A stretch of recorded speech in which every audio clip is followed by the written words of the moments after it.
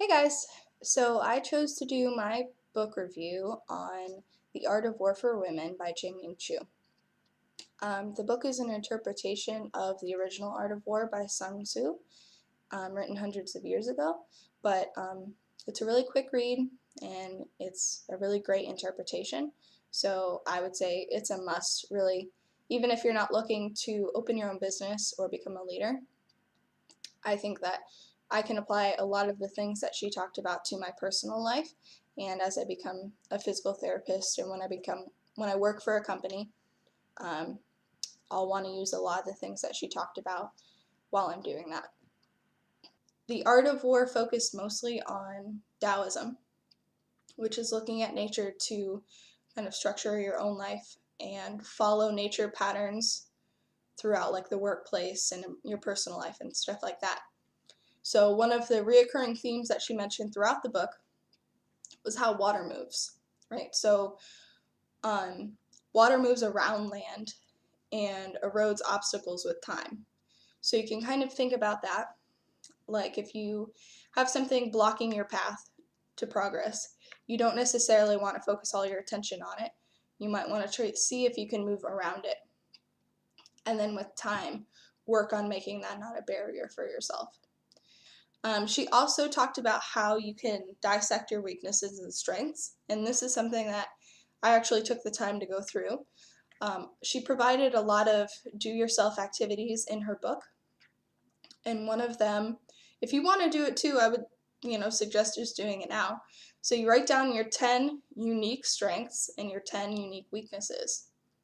And you want to focus on your uniqueness because you don't want to be like everybody else, right? So think about your strengths as being points of selling yourself. So it's much easier to sell yourself as to employers than it is to sell a product because you know yourself best and you know your strengths and weaknesses. So take a moment to think about how those strengths could become adversities. So for example, if you're a really stand-up leader, so you take the lead and you take charge almost immediately.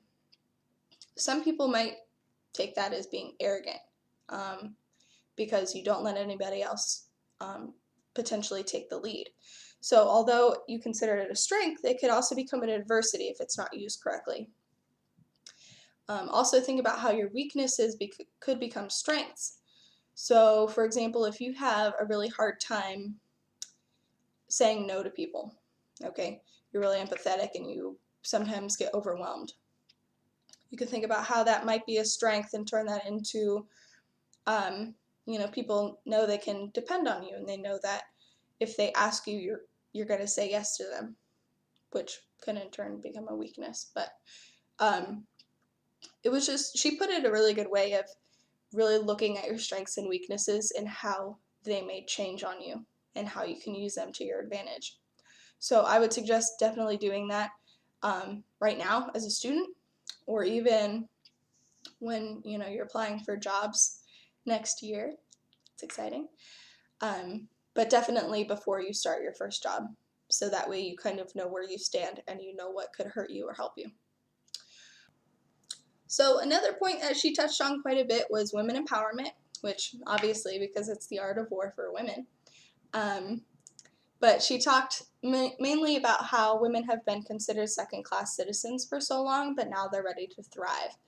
So in the book specifically, she mentioned that we need to move from history to herstory, which really made me laugh because it was really a corny little statement, but I thought it was pretty empowering, kind of a cool thing to think about.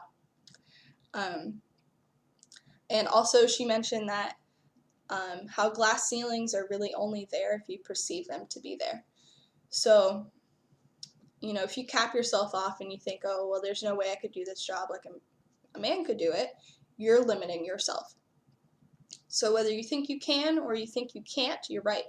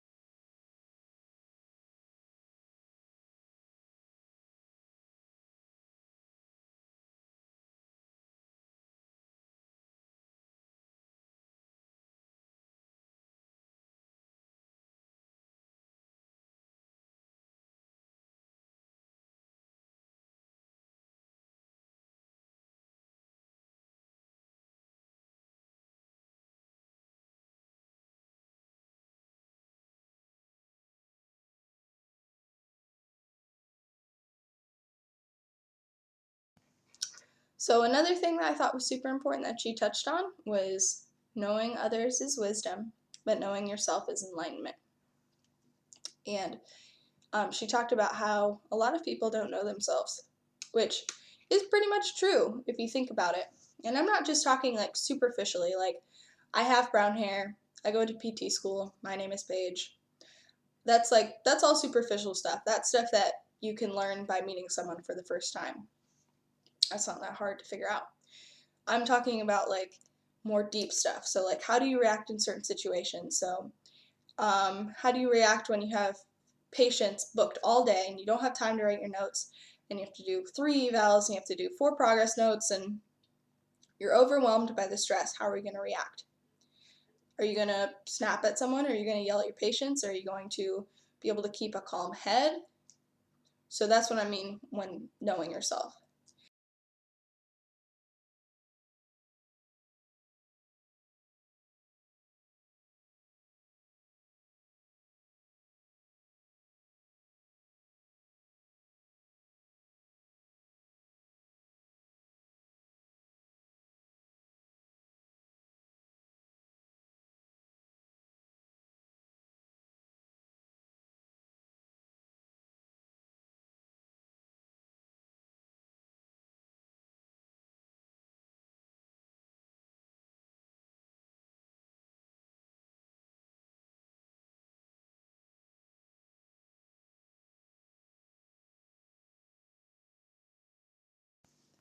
So she talked a lot about life success and then she refined her topic more down to work success. So one of her quotes that I really enjoyed was, if you want to be treated like a queen in the workplace, you have to make money like a queen. And I thought that was really funny, but she expanded more on it to say that you should be making more for your company than you're paid. One other thing that she touched on that I thought was really helpful was how to make a decision and what you might want to question yourself before making a decision. This could be especially useful if you're thinking about opening your own company or switching jobs or moving up the ladder and taking a new position. Um, you want to think about what's motivating you. Are you motivated by your ego? Are you motivated by money? Are you just desperate? These are all things that if you're making a decision and the decision is driven by these things, you might want to reconsider. Um, Also, you want to consider who will be served and who will be hurt. Success is when the most people are served and the fewest people are hurt. So if you have multiple decisions in front of you, multiple options, you want to think about each one and how many people are going to be served with this one versus how many people are going to be hurt, and try to find that perfect ratio. Ultimately, I thought her interpretation in her book was awesome, and I think it's a must read really for everybody. It's quick and it's really, you know, it's a easily comprehensible book, and you can just kind of pick it up right where you were, and pretty much every page has something that I thought to be useful for my life. So I definitely enjoyed reading this, and I hope that you guys do too. Thanks.